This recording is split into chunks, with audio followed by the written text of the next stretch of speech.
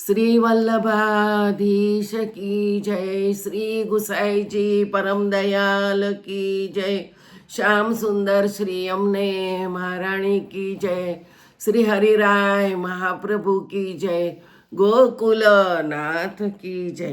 આપણે 84 વૈષ્ણવની વાર્તાનું રસપાન કરીએ છીએ. તેમાં વાર્તા 15મી આવી છે. 15મી વાર્તા ક્ષત્રાણી માવનમાં રહેતા તેમની છે. એક ક્ષત્રાણી લીલામાં સ્વામિનીજીની અંતરંગીની સખી છે. ભદ્રા એનું નામ છે. એક ક્ષત્રિયના ઘરે જન્મી. તે 11 વર્ષની થઈ ત્યારે માતા પિતા તેના લગ્ન કરવાનું કહે. ત્યારે એ કહે, જે દિવસે મારું લગ્ન કરશો તે દિવસે વર મળશે, તમે પણ મળશો. ત્યારે ડરીને ચૂપ થઈ રહેતા. તે 13 વર્ષની થઈ ત્યારે જ્ઞાતિમાં મા બાપની નિંદા થવા લાગી. તેથી એકની સાથે સગાઈ કરી અને પરણમાં આવ્યો. તે ફેરા ફરતા જ એના મા બાપ અને એનો વર ત્રણેય મરી ગયા. એ ઘરમાં એકલી રહે. તેનાથી ગામમાં સંબંધી કોઈ ન બોલે, કેમ કે તેણે લગ્ન થતાં જ મા બાપ અને વર બધાને માર્યા. તેથી એમાં પ્રીતિ કરશે તે પણ મળશે, આવું લોકો કહેવા લાગ્યા. નારાયણદાસના ઘરે શ્રી આચાર્યજી પધાર્યા. ત્યારે આ ક્ષત્રાણીને દર્શન થયા. તે શુદ્ધ જીવ હતી. તેથી જાણ્યું કે આમની શરણે જઈએ. ત્યારે આચાર્યજીને દંડવત કરી વિનંતી કરી, મહારાજ, મારો અંગીકાર કરો. મારે પ્રતિબંધ લૌકિક બધું છૂટ્યું છે. ત્યારે આચાર્યજીએ નામ નિવેદન કરાવ્યું અને ક્ષત્રાણીએ કહ્યું, મહારાજ, મને શી આજ્ઞા છે? ત્યારે આચાર્યજીએ કહ્યું કે ભગવત સેવા કરો. ત્યારે ક્ષત્રાણીએ કહ્યું, મહારાજ, લીલામાં સદા આપની સેવા કરી છે અને આપે તે ભગવત સેવા કરવાનું કહ્યું. અને ભગવત સેવા તો ઘણા લોકો કરે છે, પરંતુ ચરણારવિંદ મળવા તો બહુ દુર્લભ છે. મને સાધનામાં ન નાખો. મને સદા આપની સેવા દો, જેથી સદા આપની પાસે રહું, આપના દર્શન કરું, આપના ચરણારવિંદનો આશ્રય થાય. અને ત્યારે શ્રી આચાર્યજી પ્રસન્ન થઈને કહે, તે સાચું કહ્યું. અમારે પૃથ્વી પરિક્રમા કરવી છે, તેથી સ્ત્રીજનનો સંગ ઠીક નહીં. પછી આચાર્યજીએ કુમકુમ મંગાવી એક વસ્ત્ર ઉપર બંને ચરણમાં કુમકુમ લગાવી છાપ કરી ક્ષત્રાણીને વસ્ત્ર આપ્યું અને કહ્યું, આની સેવા કરજે. હું તારી ઉપર પ્રસન્ન છું. તારા બધા મનોરથ પૂર્ણ થશે.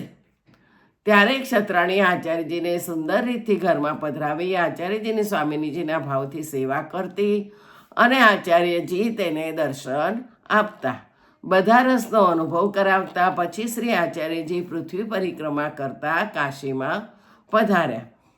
એક દિવસ તે ક્ષત્રાણી શ્રી યમુના જલ ભરવા અપરસમાં ઘાઘર લઈને બ્રહ્માંડ ઘાટે ગઈ. તે ઘાઘર લઈ યમુનાજીમાં પેઠી. ત્યારે કિનારા ઉપર થોડા જલમાં 4 સ્વરૂપો જોયા. ત્યારે ક્ષત્રાણીએ કહ્યું, તમે પરમ સુંદર જલમાં કેમ બિરાજો છો? ત્યારે 4 સ્વરૂપે કહ્યું કે તું અમને ઘેર પધરાવ. હવે થોડા દિવસોમાં શ્રી આચાર્યજી પધારશે, ત્યારે એમને આપજે. ત્યારે તે ક્ષત્રાણીએ કહ્યું, હું ઘરમાં શ્રી આચાર્યજીને પૂછીને આવું. મહારાજ, 4 સ્વરૂપ યમુનાજી કિનારે છે. તે કહે છે કે અમને પધરાવો, તો શી આજ્ઞા છે? ત્યારે આચાર્યજીએ કહ્યું, જા, જલ્દી પધરાવી લાવ. આવીને 4 સ્વરૂપને પધરાવીને મંદિરમાં વસ્ત્ર પહેરાવીને ભોગ ધર્યો. તેમાં જણાવ્યું કે તે ક્ષત્રાણીનું મમત્વ શ્રી આચાર્યજીની સેવામાં હતું, ભગવત સેવા ઉપર ન હતું. છતાં ઠાકોરજી 4 સ્વરૂપે થઈ આપ જ પધાર્યા. તેથી આચાર્યજીની સેવા જેને છે તે વૈષ્ણવની પાસે ઠાકોરજી વિના યત્ન પોતાની મેળે પધારે છે. પ્રથમ કળામાં દેવા કપૂર ક્ષત્રિય હતા. ગદાધરના પાસે જ એમનું ઘર હતું. એક દિવસ ગદાધરદાસને ત્યાં વૈષ્ણવો મહાપ્રસાદ લેતા હતા અને ગદાધર પરોસતા હતા. આ દેવા કપૂરના ઘરમાં કંઈક ઊંચું હતું. ત્યાંથી તેઓ જોતા હતા. ત્યારે એક વૈષ્ણવની પાસે બેસી ઠાકોરજી ભોજન કરતા હતા. તેવા તેમને દર્શન થયા. તે જોઈને દેવા કપૂરને મૂર્છા આવી અને પછી ઘડી એકમાં સાવધાન થઈ ગદાધરની પાસે આવીને દેવા કપૂર કહે, બધા વૈષ્ણવો ક્યાં ગયા? ત્યારે ગદાધર દાસે કહ્યું કે મહાપ્રસાદ લઈને ઘરે ગયા. ત્યારે દેવા કપૂરે કહ્યું, તમારા વૈષ્ણવની વચમાં શ્રી ઠાકોરજી ભોજન કરતા હતા. મેં જોયા અને મને મૂર્છા આવી. તેથી હું દોડી આવ્યો છું. મને ઠાકોરજીના દર્શન કેવી રીતે થાય? ત્યારે ગદાધર દાસે કહ્યું, તારા બહુ ભાગ્ય છે કે તને દર્શન થયા. હવે દર્શન ક્યારે? ત્યારે ગદાધરદાસે કહ્યું કે કોઈ ઉપાય બતાવો, હું તમારી શરણે છું, બધો જન્મ મેં એમ જ ખોયો. ત્યારે ગદાધરદાસે કહ્યું, શ્રી આચાર્યજીની શરણે જાઓ. આચાર્યજીની કૃપાથી વૈષ્ણવોને શ્રી ઠાકોરજી મળે છે, એમની કૃપાથી તમને પણ મળશે. હવે કાશીથી પધારે છે, તે 2-4 દિવસમાં અહીં પધારશે. દેવા કપૂર ત્યારથી નિત્ય ગદાધરદાસને ત્યાં આવીને પૂછે કે કેમ આચાર્યજી પધાર્યા? તમને એટલી આરતી વધી કે ઘરનું કામ ભૂલી ગયા? પછી 2-4 દિવસ બાદ શ્રી આચાર્યજી કડામાં પધાર્યા. ત્યારે દેવા કપૂર આવીને શ્રી આચાર્યજીને દંડવત કર્યા અને વિનંતી કરી, મહારાજ કૃપા કરીને શરણે લો. ત્યારે ગદાધરદાસે શ્રી આચાર્યજીને દેવા કપૂરના સમાચાર કહ્યા કે આ પ્રકારે આમને વૈષ્ણવમાં ઠાકોરજીના દર્શન આરતી થઈ છે, દેવી જીવ છે. ત્યારે આચાર્યજીએ પ્રસન્ન થઈ દેવા કપૂરને નામ નિવેદન કરાવ્યું. પછી દેવા કપૂરે વિનંતી કરી કે મને શી આજ્ઞા છે? ત્યારે આચાર્યજી કહે, તમે પણ અમારી સાથે વ્રજમાં ચાલો, ત્યાં ઠાકોરજી તમારા માથે પધરાવી દઈશું, તમે સેવા કરજો. ત્યારે દેવા કપૂરની સ્ત્રી ઘરે રહી અને દેવા કપૂર સાથે ચાલ્યા. આચાર્યજી આગ્રા પધાર્યા. ત્યાં ગજ્જન ધાવન ક્ષત્રિય હતા. એમના પિતા પાસે દ્રવ્ય ઘણું હતું. 4 બેટા હતા, તેમાં ગજ્જન નાના હતા. ઘરમાં ગજ્જનની માતા હતી. સ્ત્રીજનમાં બીજું કોઈ ન હતું. ગજ્જનના પિતાએ નાવના ઉપર ભવૈયાનો નાચ કરાવ્યો. તેમાં ગજ્જન સહિત 4 બેટા અને ગામના મેળાપી સગા સંબંધી મળી 5-7 મનુષ્યો હતા. રાત્રિ અડધી ગઈ એટલામાં નાવ અકસ્માતે ફાટી, એટલે બધા ડૂબ્યા. ગજ્જનના હાથે એક નાવનો ટુકડો પડ્યો. તે ગજ્જને પકડ્યો. તે લાકડાનો ટુકડો વહીને આગ્રાથી કોસ 4 ઉપર આવ્યો. પછી સવાર થયું ત્યારે ગજ્જન ઘરે આવ્યા. પોતાની માને બધા સમાચાર કહ્યા. જે ભાઈ પિતા બધા ડૂબ્યા. ત્યારે ગજ્જનની માતા સતી થઈ. ગજ્જન હવે એકલા રહ્યા. વેપાર કરવો છોડી દીધો. 2-4 ઘડી યમુનાજી ઉપર જઈ બેસે, પછી પોતાના ઘરમાં બેસી રહે.